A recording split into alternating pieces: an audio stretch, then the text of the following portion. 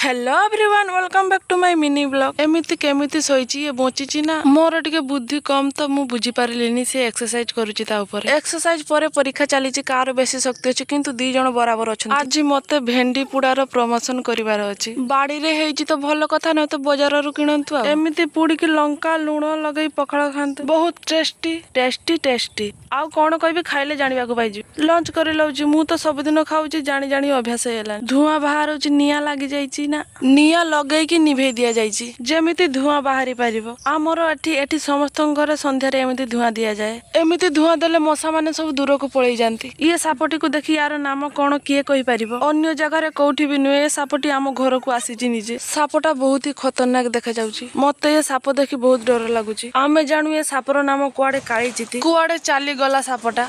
भय कले कोन हबो खाइबा को भी तो हबो ना। मु तो बारंबार पछकु बुली देखुची कुआडे मो पछरे आसी नै तो।